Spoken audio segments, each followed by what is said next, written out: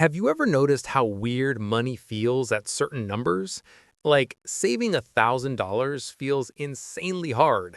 Not impossible in theory, but emotionally, it feels heavy. It feels like every time you get close, something happens. A bill, a repair, a random expense you didn't plan for. And suddenly you're back at zero again, staring at your bank app like, yeah, figures. And what makes it even stranger is this. You'll hear stories of people who somehow, over time, build $50,000 or $100,000 or more. And they'll say things like, honestly, once it started rolling, it wasn't that hard. And you're sitting there thinking, how? How does $1,000 feel impossible, but $50,000 sounds manageable? Because it's not math, it's not income, and it's definitely not intelligence. I've spent way too much time thinking about money and human behavior and why our brains seem to sabotage us at the exact moments we need them to work properly. My name's Adam, by the way, and this question, this exact frustration, is something I've obsessed over for years. Not because I'm special, but because I felt it myself, and I've watched friends feel it too. Guys like Lewis, who'd stress over tiny balances but somehow handle bigger numbers with way less anxiety. And the truth is, the reason $1,000 feels impossible has almost nothing to do with $1,000. What we're really talking about is identity, pressure, psychological friction, and the invisible rules you're playing by without realizing it. By the end of this video, I want you to understand why your brain treats small money like a crisis and larger money like a system, and more importantly, how to flip that switch for yourself without grinding yourself into exhaustion or pretending to be someone you're not. This isn't about becoming rich overnight. It's about finally making money feel lighter. So let's talk. The weight of the first $1,000. Here's the thing nobody tells you. The first $1,000 isn't just money, it's emotional weight. Every dollar in that first thousand has a job. Rent, food, transport, emergencies, just in case. That money isn't free. It's already spoken for in your head.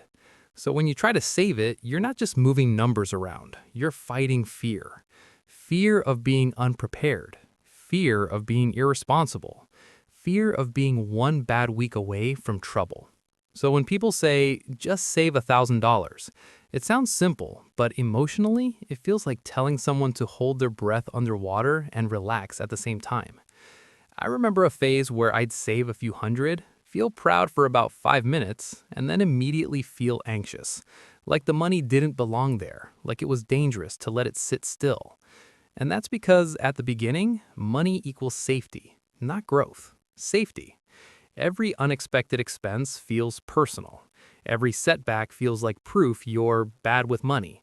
And your brain starts protecting you by spending, because spending feels like control.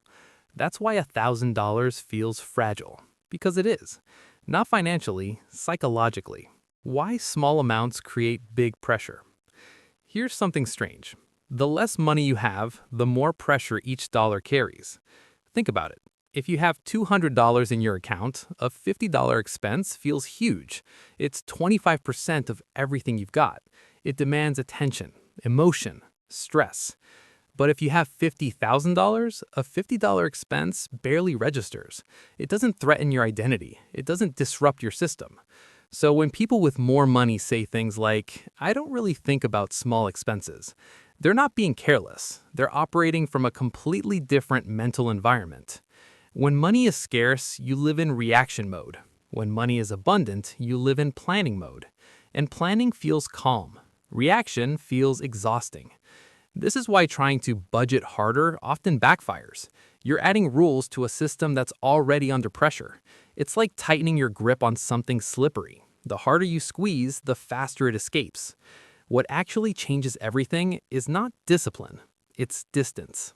The identity shift nobody talks about. Here's where things get uncomfortable, but useful.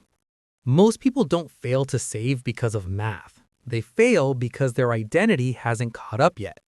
If deep down you see yourself as someone who's just getting by, your actions will quietly support that belief. Not consciously, subtly. You'll delay saving until next month, spend to feel normal, break promises to yourself without noticing. But once your identity shifts to, I'm someone who accumulates money, everything changes. Not overnight, not dramatically, but quietly. You stop asking, can I afford this? And start asking, is this worth slowing my momentum? That's the moment where $50,000 starts feeling easier because you're no longer pushing money uphill. You're walking downhill with it.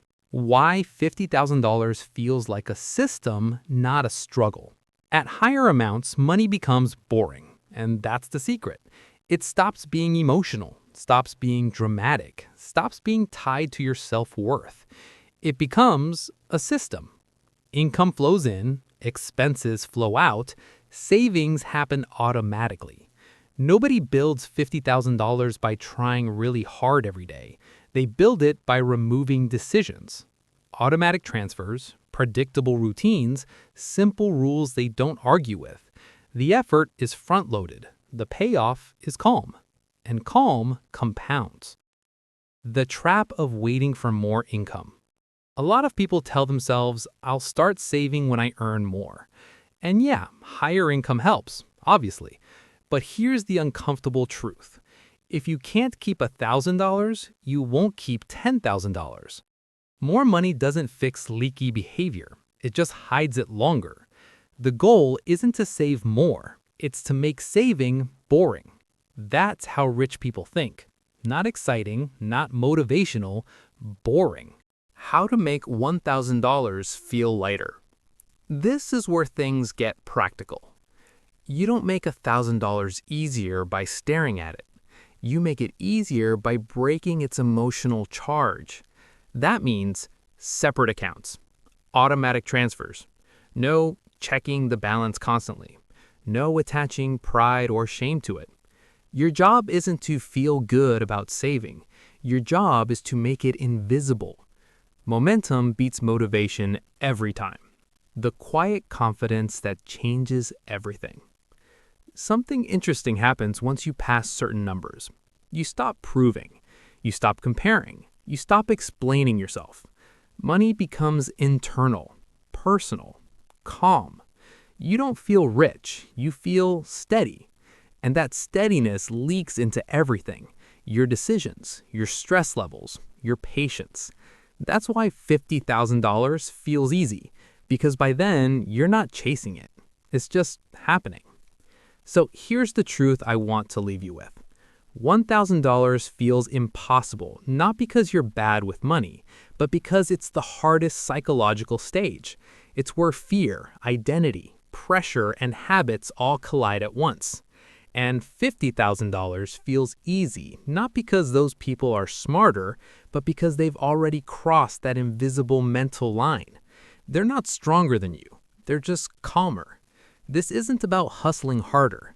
It's about designing your life so money stops demanding your attention. Start small, make it boring, remove emotion, and one day, sooner than you think, you'll look back and realize the number that once stressed you out barely even registers anymore. Not because you became someone else, but because you finally built a system that works with you. And honestly, that's when money stops feeling heavy. It just starts moving.